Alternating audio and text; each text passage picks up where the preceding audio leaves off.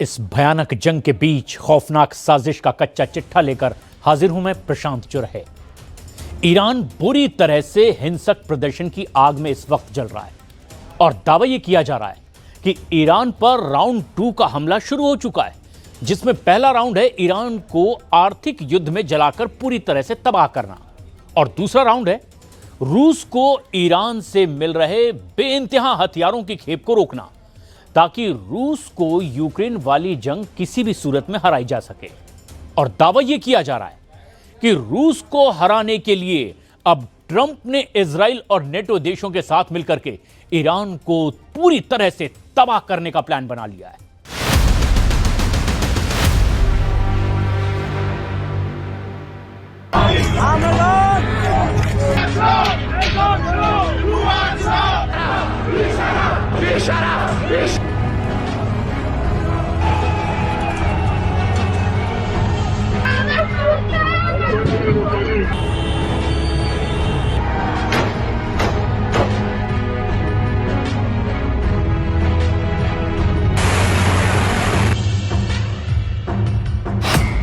चल रहा है ईरान, अब हारेगा रूस। अमेरिका इजराइल का जेन ज़ी युद्ध शुरू। ईरान में हिंसक प्रदर्शनों को 5 दिन से ज्यादा हो चुके हैं। हैरानी की बात तो यह है कि महज 5 दिन के हिंसक प्रदर्शनों में ईरान में 7 से ज्यादा ईरानी नागरिक ईरानी सुरक्षा बलों से मुठभेड़ में मारे जा चुके हैं। और अब अमेरिका ने ऐलान कर दिया है कि वो ईरान पर सीधी कार्रवाई कर सकता है और अमेरिका ईरान पर कभी भी हमला कर सकता है। अब सवाल उठता है कि अचानक ईरान में इतने हिंसक प्रदर्शन क्यों हुए और क्यों ईरान को लेकर दावा किया जा रहा है कि वहां पर जेन ज़ी पीढ़ी ने 86 साल के सुप्रीम लीडर अली खामनेई के खिलाफ बगावत कर दी है। कुछ एक्सपर्ट्स ने ईरान में बगावती आंदोलन को लेकर दावा किया है कि रूस की ईरानी ताकत को कमजोर करने और पुतिन की ओर से ईरान को मिल रहे समर्थन को खत्म करने के लिए इजराइल की मोसाद और अमेरिका और पश्चिमी देशों के खुफिया एजेंसियों ने यह पूरा खेल खेला है। दावा किया जा रहा है कि अगर ईरान के सुप्रीम लीडर अली खामनेई का तख्ता पलट हो गया तो रूस को ईरानी हथियार की अंधाधुंध सप्लाई खत्म हो जाएगी। यही वजह है कि ईरान अमेरिका, इजराइल और पश्चिमी देशों के खुफिया एजेंसियों के टारगेट पर है। ईरान में इस वक्त महंगाई चरम पर है, बेरोजगारी बेतहाशा बढ़ चुकी है और खामनेई शासन के खिलाफ ईरान के 31 प्रांतों में से 21 प्रांतों में भयंकर गदर मचा हुआ है। ईरानी मुद्रा का मूल्य बुरी तरह से गिर रहा है। एक अमेरिकी डॉलर के मुकाबले ईरानी रियाल की कीमत 14,50,000 रियाल हो चुकी है। यानी रूस यूक्रेन युद्ध में रूस का समर्थन करने वाले ईरान को तबाह किया जा रहा है ताकि रूस को जंग में हराया जा सके, क्योंकि ईरानी ड्रोन शाहिद और कुछ ईरानी मिसाइलों ने रूस यूक्रेन युद्ध में यूक्रेन, अमेरिका और नेटो के हथियारों को पछाड़ दिया है। लेकिन जो कुछ चल रहा है इसकी शुरुआत हम करते हैं ईरान में चल रहे प्रदर्शनों से, जहां अब अमेरिका भी ईरान पर हमले की तैयारी में जुट गया है। खामनेई का तख्ता पलट, हमले को तैयार अमेरिका। ईरान में हालात तेजी से बिगड़ते जा रहे हैं। देश गंभीर आर्थिक संकट से जूझ रहा है और इसका गुस्सा अब सड़कों पर खुलकर दिखाई देने लगा है। लोगों का विरोध प्रदर्शन छठे दिन भी लगातार जारी रहा। इस बीच अमेरिका के राष्ट्रपति डोनाल्ड ट्रंप ने ईरान को कड़ी चेतावनी दी है। ट्रंप ने साफ शब्दों में कहा कि अगर ईरानी सरकार ने शांतिपूर्ण प्रदर्शनकारियों पर गोली चलाई और उन्हें हिंसक तरीके से कुचला तो अमेरिका चुप नहीं बैठेगा। ट्रंप की यह धमकी ऐसे वक्त में आई है जब सुप्रीम लीडर अली खामनेई के तख्ता पलट की चर्चा खूब हो रही है। खामनेई आर्मी से जुड़ी खुफिया एजेंसी ने इसको लेकर कुछ सबूत भी मीडिया के सामने रखे। ईरान का कहना है कि पश्चिमी देश आंदोलन की आड़ में इस्लामिक शासन को सत्ता से हटाना चाहते हैं। ईरान में इस समय हालात बेहद विस्फोटक और चिंताजनक बने हुए हैं। दुनिया भर की मीडिया और इंटेलिजेंस रिपोर्ट्स के अनुसार ईरान में न केवल आंतरिक विद्रोह चरम पर है, बल्कि बाहरी सैन्य हमले का खतरा भी अब पहले से कहीं ज्यादा वास्तविक लगने लगा है। हालांकि रूस और चीन ने पश्चिमी देशों को सख्त चेतावनी दी है कि प्रदर्शन ईरान का अंदरूनी मामला है।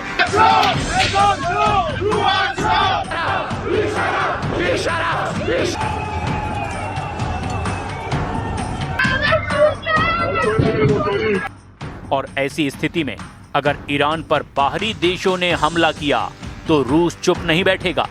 फिलहाल ट्रंप ने जिस तरह से ईरान को धमकी दी है, उसे लेकर के ईरान और अमेरिका अब एक दूसरे पर हमला करने के लिए खुली धमकी देने लगे हैं।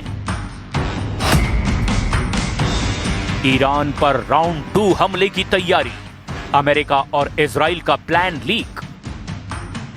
जरा देखिए ट्रंप की धमकी पर ईरान के राष्ट्रपति मसूद पजेश्कियन ने क्या कहा है और क्यों ट्रंप इस वक्त ईरान पर सीधे हमले की धमकी दे रहे हैं।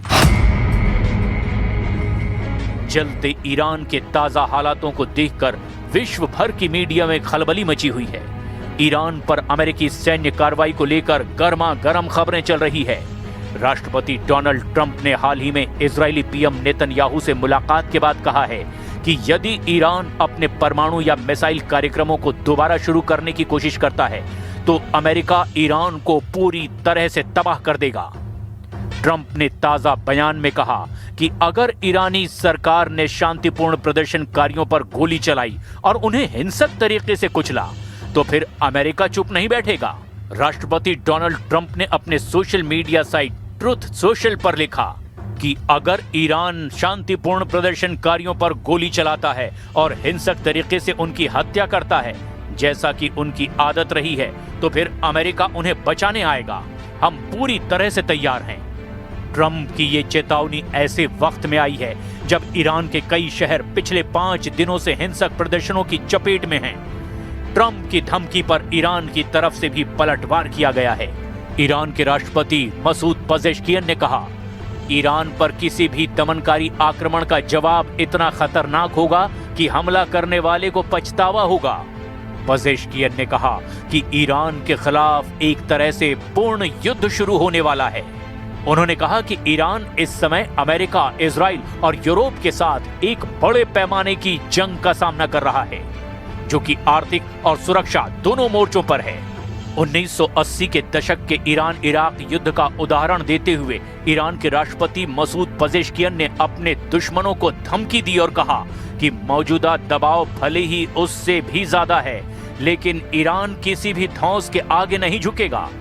मीडिया रिपोर्ट्स के मुताबिक 2025 में हुए सीमित हमलों के बाद अब 2026 में अमेरिका और इजराइल राउंड 2 हमलों की योजना बना रहे हैं। ट्रंप ने स्पष्ट किया कि वे इस बार ईंधन और समय बर्बाद नहीं करेंगे, बल्कि निर्णायक हमला करेंगे। Now I hear that Iran is trying to build up again, and if they are, we're going to have to knock them down. We'll knock them down. We'll knock the hell out of them. اسرائیل و آمریکا در دنیا به اسم تمدن و دموکراسی و دفاع از آزادی دارن با ظلم و ستم در جامعه نشون میدن. تروریستای حکومتی هستند. اینا با قدرت دولت دارن انسانهای توانمند کشور ما رو و تمام کشورهای اسلامی رو و آزادی خواهان رو ترور میکنن. फूंक देंगे Iran, भस्म होगा रूस। अगर ईरानी सरकार और Iran के supreme leader अयतुल्ला Ali Khamenei को हिंसक प्रदर्शनों की आड़ में अमेरिका, इजराइल और पश्चिमी देशों ने मिलकर उड़ा दिया तो इसका सबसे तगड़ा झटका रूस को लगेगा, क्योंकि जंग के मैदान में इस वक्त रूस ईरानी हथियारों का जमकर इस्तेमाल कर रहा है। हम आपको दिखाते हैं कि कैसे ईरान को तबाह करने के लिए, रूस को जंग के मैदान में हराने के लिए एक बड़ा प्लान बनाने की कोशिश हो रही है। जरा देखिए, लगभग 4 साल की जंग में रूस को ईरान कौन कौन से हथियार दे चुका है। रूस को ईरान से बेइंतहा हथियार और गोला बारूद मिला है, जिसकी वजह से अमेरिका, यूक्रेन और नेटो देशों के होश उड़े हुए हैं। खास तौर से रूस ने ईरानी ड्रोन शाहिद 136 और शाहिद 131 आत्मघाती ड्रोन हमलों से यूक्रेन में तैनात अमेरिकी और नेटो देशों के हथियारों को तबाह कर डाला है। रिपोर्ट का दावा है कि रूस अब तक के 8000 से ज्यादा ईरानी डिजाइन वाले ड्रोन यूक्रेन पर दागे जा चुके हैं। ईरानी बैलिस्टिक मिसाइलें भी अब रूस को खूब मिल रही हैं, जिसका इस्तेमाल रूस जंग के मैदान में जमकर कर रहा है।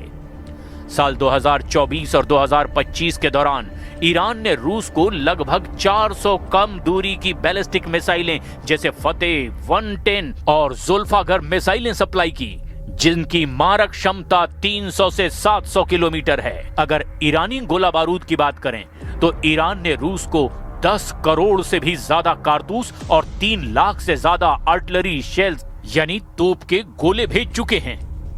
इसके अलावा एडवांस मोहजर 6 जैसे ड्रोन रूस को ईरान ने दिए हैं, जो न केवल हमला कर सकते हैं बल्कि जबरदस्त जासूसी करने में भी माहिर हैं। हाल ही में ईरान ने शाहिद 107 रूस को दिए हैं, जिसके बारे में दावा किया जाता है कि ये शाहिद सीरीज का सबसे घातक ईरान का ड्रोन है, जो इस वक्त रूस के पास पहुंच चुका है और जंग के मैदान में यूक्रेन के चीथड़े उड़ाकर रख दिए हैं।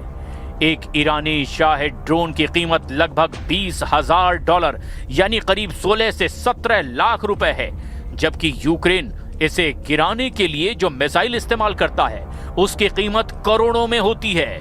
इससे रूस को यूक्रेन के एयर डिफेंस को थकाने में मदद मिली है।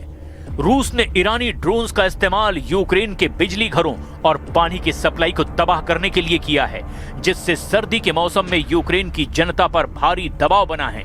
ईरान ने रूस के तातारस्तान क्षेत्र में ड्रोन बनाने की एक विशाल फैक्ट्री लगाने में मदद की है। अब रूस खुद ही हजारों की संख्या में गिरान नाम के ये ड्रोन बना रहा है। युद्ध के शुरुआती महीनों में रूस की अपनी मिसाइलों का भंडार खत्म होने लगा था। ईरान से मिले सस्ते ड्रोन्स और मिसाइलों ने रूस को अपनी महंगी मिसाइलों जैसे स्कंदर को सुरक्षित रखने का मौका दिया, और रूस को मिली इसी ईरानी मदद ने यूक्रेन, अमेरिका, इजराइल और नेटो को मजबूर किया कि ईरान को अंदर से तबाह कर दो, ताकि वो रूस की मदद न कर सकें। इसीलिए वहां खामनेई शासन के खिलाफ बगावत और आर्थिक युद्ध शुरू कर दिया गया है, जिससे हालात तेजी से खराब हो रहे हैं। 36 साल से खामनेई का शासन, ईरानी जेन जी की बगावत। अयातुल्ला अली खामनेई ईरान के इतिहास में सबसे लंबे समय तक शासन करने वाले नेता हैं। अली खामनेई 4 जून 1989 से ईरान के सर्वोच्च नेता बने हुए हैं। जनवरी 2026 तक उन्हें इस पद पर 36 साल से ज्यादा समय हो गया है। खामनेई ईरान के संस्थापक अयातुल्ला रूहुल्लाह खुमैनी की मौत के अगले दिन इस पद पर बैठ गए थे। खामनेई 1981 से 1989 तक ईरान के तीसरे राष्ट्रपति रहे। इस हिसाब से राष्ट्रपति के रूप में खामनेई ने 8 साल सेवा की, जिसका अर्थ ये है कि पिछले 44 सालों से ईरान की सक्रिय सत्ता के केंद्र में हैं। लेकिन अब उसी ईरान में उनके खिलाफ भीषण बगावत शुरू हो चुकी है।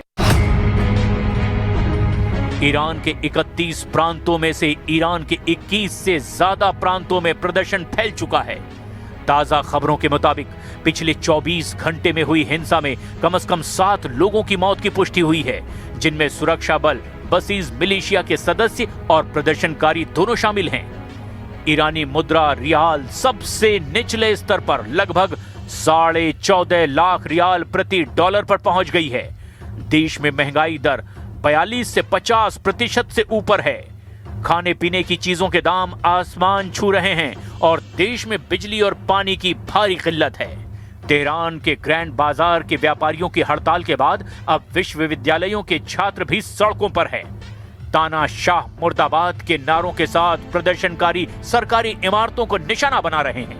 ईरानी खुफिया एजेंसियों का दावा है कि ये प्रदर्शन महज आर्थिक नहीं बल्कि ऑपरेशन हेड का हिस्सा हैं, जिसे पश्चिमी ताकतें ईरान में तख्ता पलट के लिए चला रही हैं। ईरान सरकार और उनकी खुफिया एजेंसियों का दावा है कि ये प्रदर्शन पश्चिमी देशों और इजराइल की साजिश है।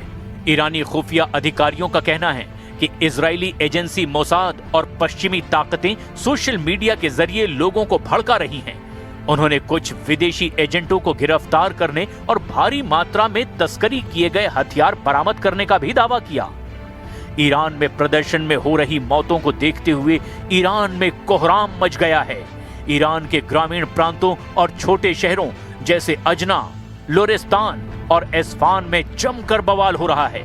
सैकड़ों लोगों को गिरफ्तार किया गया है, जिनमें तेहरान यूनिवर्सिटी के स्टूडेंट्स लीडर्स भी शामिल हैं। ईरान में प्रदर्शनों का स्वरूप अब आर्थिक से राजनीतिक हो गया है। तेहरान और दूसरे शहरों में खामनेई के खिलाफ नारे लगाए जा रहे हैं। तानाशाह मुर्दाबाद और खामनेई मुर्दाबाद के नारे लग रहे हैं। ईरानी जेनजी प्रदर्शनकारियों ने इलाके के गवर्नर ऑफिस, मस्जिद, मार्टर्स फाउंडेशन, टाउन हॉल और बैंक की बिल्डिंगों पर पत्थर फेंके हैं। जवाब में ईरानी पुलिस ने आंसू गैस के गोले दागे हैं। 2022 के बाद इसे ईरान में अब तक का सबसे बड़ा विरोध प्रदर्शन बताया जा रहा है। इस विरोध प्रदर्शन का सबसे बड़ा कारण आर्थिक संकट है। करेंसी की वैल्यू लगातार गिरती जा रही है। लोगों के पास रोजगार नहीं है, जिसकी वजह से जनता में जबरदस्त आक्रोश है। खास तौर से खाद्य पदार्थों की कीमतों में 72% की बढ़ोतरी हुई है। We are engaged in a full-scale war. Right now, the enemy has placed most of its hopes on knocking us down through economic pressure. You cannot conquer a nation with bombs, fighter jets, or missiles. To defeat us, they would have to come and face us on the ground. And if they were to confront this nation on the ground, if we remain determined, united, and committed to working together to make our country proud, it would be impossible for them to bring Iran to its knees.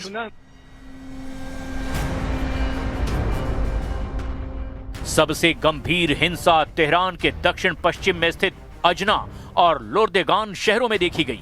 यहां प्रदर्शनकारियों और सुरक्षा बलों के बीच सीधी गोलीबारी की खबरें आई है। ईरान की खुफिया एजेंसियों का दावा है कि उन्होंने 100 से भी ज्यादा तस्करी किए गए हथियार जब्त किए हैं।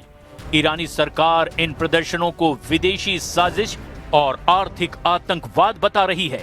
हालांकि ईरान के मौजूदा राष्ट्रपति मसूद पजेश्कियन ने अजीबोगरीब बयान दिया है, जिससे ईरान के अंदर एक बड़ी उठापटक का संकेत मिल रहा है।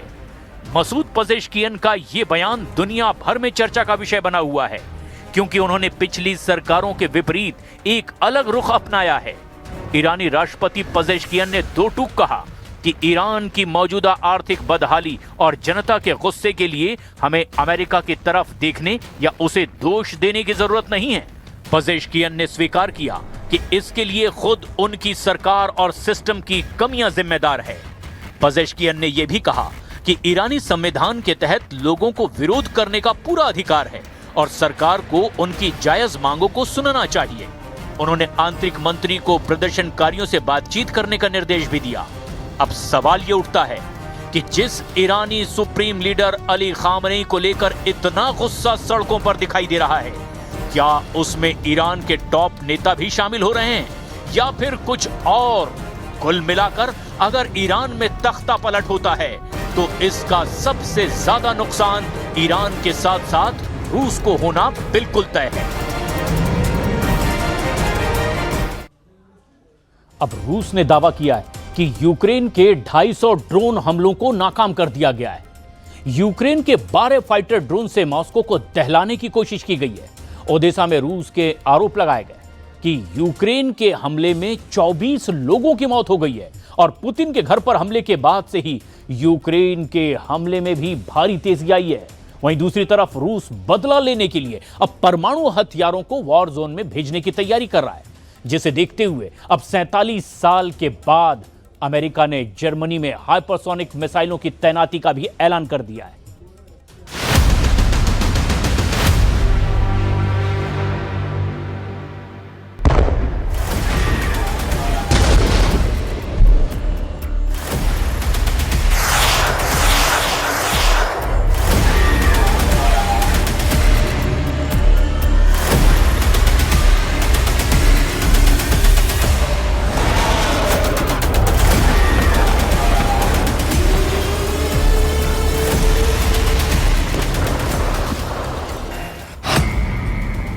के सफाई का सायरन बज गया।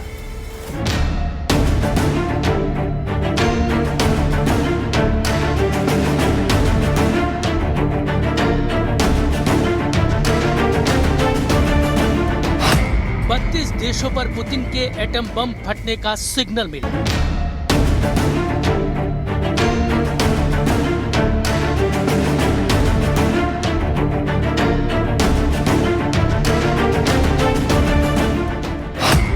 अब ट्रंप की डील नहीं, परमाणु डील फाइनल है।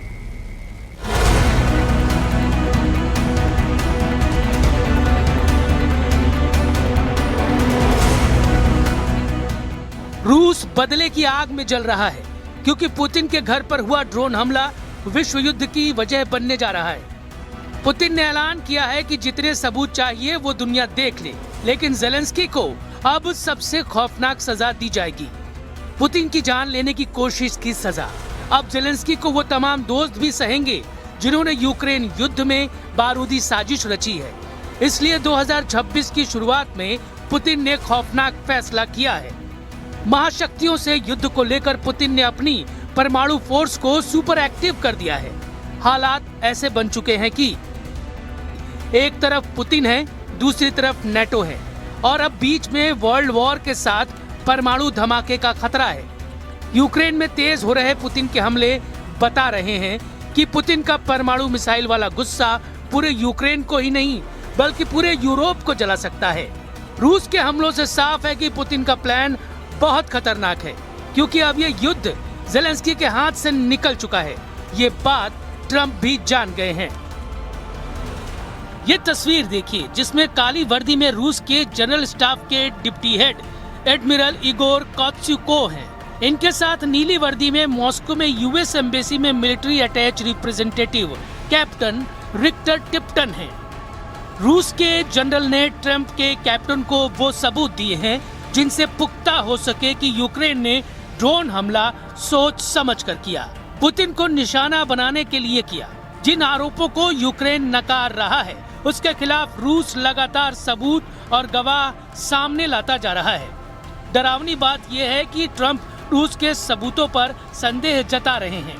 ट्रंप ने पहले तो पुतिन के घर पर हुए हमले पर गुस्से का इजहार किया। हालांकि पश्चिमी मीडिया और यूएस नेशनल सिक्योरिटी ने ड्रोन हमले में पुतिन के घर को टारगेट बनाने वाले दावे को खारिज कर दिया। उसके बाद ट्रंप के सुर बदल गए, जिसके बाद एक बार फिर रूस ने ट्रंप को सॉलिड प्रमाण थमा दिया है।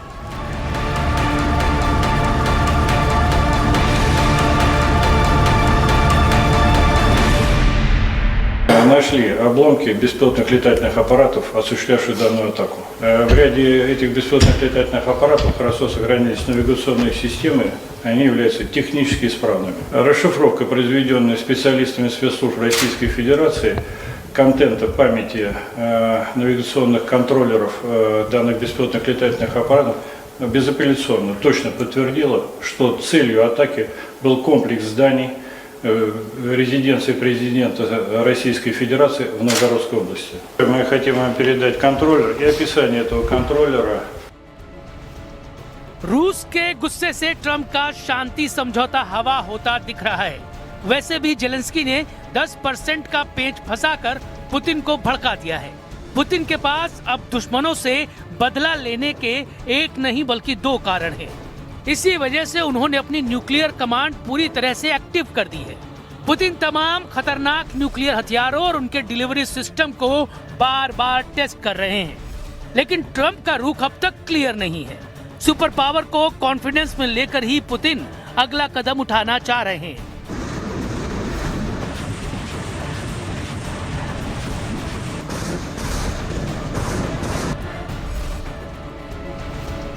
लेकिन यूक्रेन ने रूस को दहलाकर जिस तरह अमेरिका को युद्ध में फिर से घसीट लिया है, उससे ट्रंप को अब ये तय करना है कि ज़ेलेंस्की को बचाएंगे या फिर पुतिन की दुश्मनी मुफ्त में मोल लेंगे।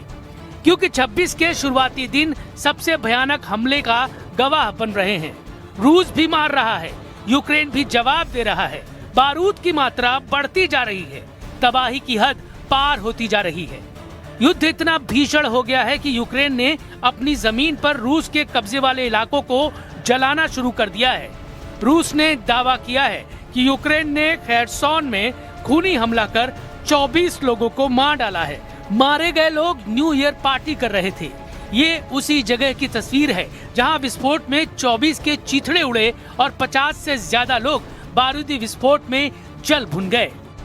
रूस के रक्षा मंत्रालय के मुताबिक यूक्रेन के दक्षिणी खेर्सोन में खोरली के होटल और कैफे पर बमबारी की गई है। ये जगह क्राइमिया के करीब बताई गई है, जहां दनादन ड्रोन बम फटने से पूरा होटल जलकर राख हो गया। धमाके इतने जोरदार थे कि होटल की इमारत को भारी नुकसान पहुंचा है। यूक्रेन के इस हमले के जवाब में रूस ने 2000 ड्रोन से पलटवार शुरू कर दिया है। 1 जनवरी की शाम से शुरू हुए रूस के हमले के पहले राउंड में ही 200 फाइटर ड्रोन रूस ने दाग दिए, जिनके निशाने पर यूक्रेन की कई पावर ग्रिड थी। ओदेसा और वोलिन में रूस के भयानक हमले के बाद बिजली सप्लाई ठप पड़ गई। रूस ने शाहेद ड्रोन की बौछार से लुत्स्क और कोवल को भी बारूद से पाट दिया। रूस की आर्टिलरी लगातार यूक्रेन के हथियार डिपो पर बमबारी कर रही है। इस बीच रूस ने दावा किया है कि उसकी मिलिट्री फोर्स ने यूक्रेन के Su-27 जंगी जेट को भी ढेर कर दिया है। रूस के एयर डिफेंस सिस्टम ने जेलेंस्की आर्मी के गाइडेड बम और 250 ड्रोन तबाह कर डाले हैं। जबरदस्त जंग के बीच ट्रंप को पुतिन के घर पर हुए ड्रोन हमले के सबूत भेज दिए गए हैं, जिसके मायने ये हैं कि अब पुतिन रुकने वाले नहीं हैं। रूस भयानक बदले का प्लान बना चुका है। ये बदला सिर्फ रूस की बर्बादी वाला नहीं, इसमें यूरोप और नेटो की तबाही भी तय मानी जा रही है, क्योंकि पुतिन ने बेलारूस में परमाणु हमला करने वाली ओरेशनिक मिसाइलों की तैनाती महज डराने भर के लिए नहीं की है। ओरेशनिक क्या बला है, जो जानते हैं वो उसके नाम से कांपते हैं। ओरेशनिक मिसाइल से पुतिन पूरे यूरोप को 20 मिनट के अंदर तबाह करने की ताकत रखते हैं। ओरेशनिक मिसाइल से मिलने वाली मौत बहुत ही भयानक होती है। 4000 डिग्री में यूक्रेन को जलाने के लिए एक बार फिर तैयार हो चुका है रूस का ओरेशनिक मिसाइल। 4000 डिग्री की सेल्सियस वाली भट्टी तैयार है। यही वजह है कि 4000 डिग्री में जेलेंस्की को जलाने का दूसरा मिशन लॉन्च होने वाला है। लुकाशेंको की ताजा चेतावनी इसी ओरेशनिक मिसाइल को लेकर आई है, जो 4000 डिग्री वाला हमला करती है, जिससे ऐसी गर्मी पैदा होती है कि सब कुछ भाप बन जाता है। पुतिन की ओरेशनिक एक परमाणु मिसाइल है, जिसमें जरूरत पड़ने पर एटमी हथियार बनाया जा सकता है। अब तक यूक्रेन पर जब ये मिसाइल गिरी तो इसके वॉरहेड में सिर्फ बारूद था। बावजूद इसके एक के बाद एक ओरेशनिक धमाके से यूक्रेन का नीप्रो शहर कब्रिस्तान बन गया था। अब की बार जब पुतिन के घर पर हमला हुआ है तो रूस ने कह दिया है कि परमाणु बम जैसा हमला करने वाली ओरेशनिक मिसाइल लॉन्च पैड पर पहुंच चुकी है। रूस ओरेशनिक मिसाइल से फिर हमला करना चाहता है, लेकिन वक्त क्या होगा पुतिन ने ये नहीं बताया। Если нужно будет, мы увидим, что требуется применение более мощного оружия средней дальности, мы, конечно, его используем. Но мы не спешим, у нас ведь это не секрет, да мы не скрываем. И я говорил, у нас пока немного этих систем орешник. Они у нас есть. И не одна система. Но мы не спешим их применять, потому что это оружие мощное, оно предназначено для решения определенных задач. पुतिन ने साफ कर दिया है कि ओरेशनिक से फिर हमला करेगा रूस। पुतिन ने बता दिया है जेलेंस्की को जलाने का दूसरा मिशन। पुतिन ने बताया है 4000 डिग्री की भट्टी में उबलेगा यूक्रेन। कह सकते हैं ओरेशनिक मिसाइल अब सिर्फ यूक्रेन ही नहीं बल्कि नेटो के खिलाफ भी पुतिन का ट्रम्प कार्ड बन चुकी है। 6 वॉरहेड के साथ पुतिन इस मिसाइल से यूक्रेन को दहला चुके हैं। अगर पुतिन ने इस मिसाइल को यूरोप के शहरों पर फायर किया तो क्या होगा? रूस की कापुस्तीन यार्स रेंज से ये मिसाइल फायर की गई तो 3200 किलोमीटर दूर लंदन पर यह मिसाइल 16 मिनट के अंदर गिरेगी और लंदन जलने लगेगा। अगर जर्मनी पर यह मिसाइल दागी गई तो 2300 किलोमीटर दूर बर्लिन पर यह मिसाइल 11 मिनट में गिरेगी।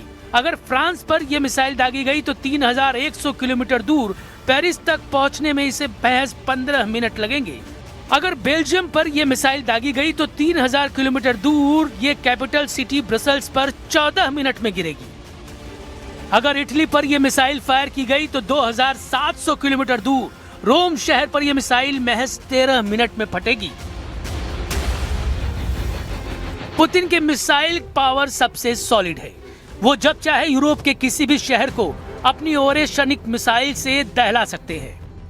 ओरेशनिक एक हाइपरसोनिक मिसाइल है। यह आवाज से 10 गुना रफ्तार से हमला करती है, यानी 12,000 किलोमीटर प्रति घंटे से भी ज्यादा। इसकी रेंज 5,000 किलोमीटर है, यानी पूरे यूरोप का एक एक इंच पुतिन कवर करते हैं। यानी तब लंदन से लेकर पेरिस और रोम से लेकर बर्लिन तक सब शहर जलने लगेंगे। पुतिन की मिसाइल 100% की गारंटी देती है। पुतिन की फायर पावर नेटो बहुत अच्छी तरह से जानता है। ब्रिटेन के प्रधानमंत्री स्टारमर, फ्रांस के प्रेसिडेंट मैक्रोन और इटली की पीएम मेलोनी तक पुतिन की ताकत जानते हैं। लेकिन ज़ेलेंस्की और उनकी सेना युद्ध को भड़काने से बाज नहीं आ रहे, क्योंकि यूक्रेन को नेटो से मिले कुछ हथियारों से अब भी जीत की उम्मीद है। यूक्रेन के पास ऐसे हथियार हैं जिनसे रूस में घुसकर खौफनाक हमला किया जा सकता है। लंबी दूरी के इन हथियारों के इस्तेमाल की इजाजत भी ज़ेलेंस्की नेटो से ले चुके हैं।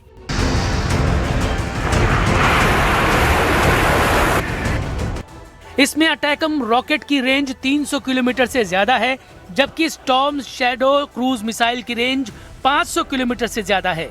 यूक्रेन को अटैकम रॉकेट अमेरिका से मिलता है, जबकि storm shadow cruise missile Britain से मिली है। नेटो से जो भी हथियार यूक्रेन को मिले हैं, उसमें अटैकम रॉकेट और स्टॉर्म शैडो के साथ स्कॉर्प क्रूज मिसाइल भी शामिल है। इन हथियारों से यूक्रेन ने रूस के ब्रायांस्क और कुर्स्क इलाकों में हमले भी किए थे, मगर जब से ट्रंप दोबारा राष्ट्रपति बने, उन्होंने लॉन्ग रेंज हथियारों की टक्कर पर ब्रेक लगा दिया था। ट्रंप ने पुतिन के हिसाब से शांति समझौता बनाकर युद्ध खत्म कराने के लिए उन्हें मना भी दिया था, मगर यूरोप के भड़काने पर ज़ेलेंस्की ने शांति समझौते को 28 से बदलकर 20 पॉइंट का बना दिया। नए समझौते पर भी पुतिन काफी हद तक तैयार हुए, तो अब उनके घर पर हमला करके यूक्रेन ने नया बखेड़ा खड़ा कर दिया है। ऐसे में अगर अब ट्रंप ने यूक्रेन को अपने घातक हथियार नहीं दिए, तो खून खराबे की लिमिट क्रॉस हो सकती है। खासकर यूरोप के वो देश सबसे ज्यादा नुकसान झेलने वाले हैं, जिन्होंने ज़ेलेंस्की को पीस डील करने से रोका है। यूरोप पर हमले की शुरुआत पुतिन परमाणु धमाके से कर सकते हैं, इसलिए उनके परमाणु तहखाने की डिटेल जानना जरूरी है, जिसमें मोबाइल लॉन्चर वाली स्कंदर मिसाइल है। इसकी रेंज 500 किलोमीटर है। बहुत ही घातक मिसाइल है ये। पनडुब्बी से दागी जाने वाली बुलावा मिसाइल, रेंज 8,000 किलोमीटर से भी ज्यादा है। RS-36 सैटर्न, जिसे पुतिन का शैतान भी कहते हैं, रेंज सबसे ज्यादा 16,000 किलोमीटर। RS-28 सरमत, इसकी रेंज 10,000 किलोमीटर से भी ज्यादा है।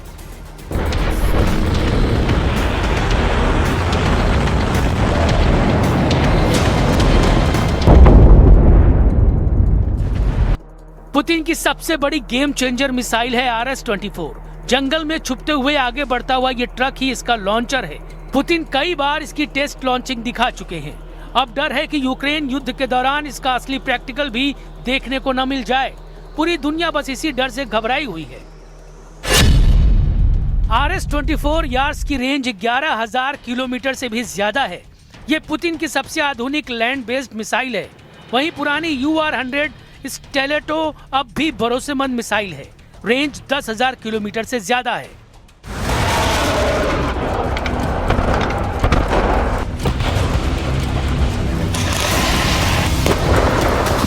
सबसे बड़ा सवाल कि अगर न्यूक्लियर बम वाला हमला हुआ तो लंदन कैसे बचेगा, पेरिस कैसे बचेगा, न्यूयॉर्क कैसे बचेगा, और बड़ा सवाल कि वॉशिंगटन DC में व्हाइट हाउस कैसे बचेगा। ये बहुत बड़ा सवाल है, क्योंकि अब वर्ल्ड वॉर का खतरा है।